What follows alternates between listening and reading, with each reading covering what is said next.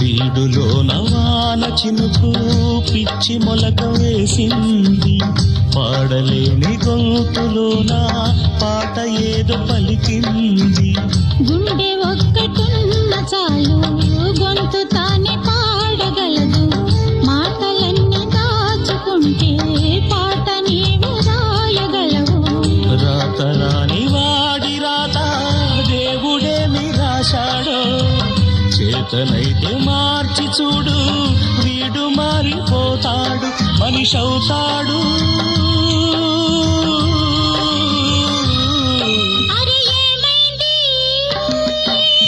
మనసు పురకలకి ఎక్కడికో ఎగిరింది,